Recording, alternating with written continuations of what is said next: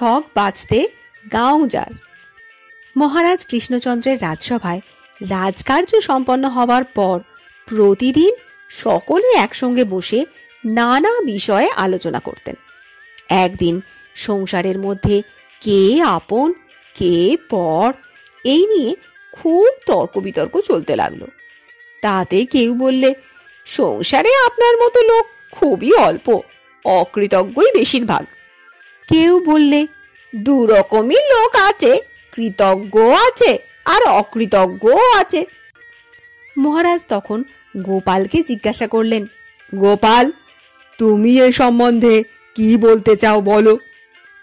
গোপাল বললে, মহারাজ, সংসারের ভেতর কৃতজ্ঞের সংখ্যা বেশি নেই, অকৃতজ্ঞই প্রায় 16 আনা। মহারাজ বললেন, এবার থেকে তুমি যাকে অকৃতজ্ঞ লোক বলে মনে করবে তাকে আমার কাছে নিয়ে আসবে, আমি তার যথাবিধি দণ্ড দেব।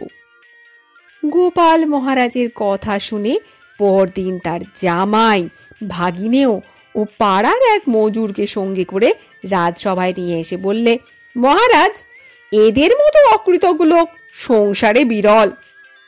মহারাজ কৃষ্ণচন্দ্র গোপালের আনিত 3 জনকে বিশেষভাবে চিনতেন।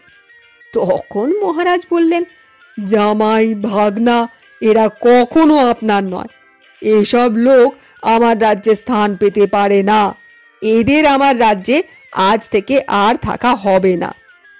গোপাল বললে, মহারাজ, আপনি এদের যেরূপ দণ্ডের বিধান দিচ্ছেন তাহলে তো দুদিনে আপনার রাজ্য লোকশূন্য হয়ে পড়বে, এ যে ঠক বাঁচতে গাঁও যার হয়ে যাবে, কাকে নিয়ে রাজ্য চালাবেন?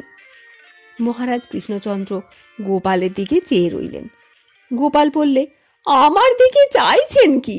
এই জন জামাই আর ভাগ্নেকে অকৃতজ্ঞ বলে রাজ্য ছাড়া করছেন। একটু চিন্তা করে দেখুন, আমরা সকলেই, এমনকি মহারাজ পর্যন্ত কারো না কারো জামাই আর ভাগ্নে নিশ্চয় হবেন। তাহলে লোটা কম্বল নিয়ে সকলকেই রাজ্য ছাড়া হতে হয়। মহারাজ বললেন, সত্যি বলেছ গোপাল, তাহলে ঠক বাঁচতেই গাঁও উজাড় হয়ে যাবে।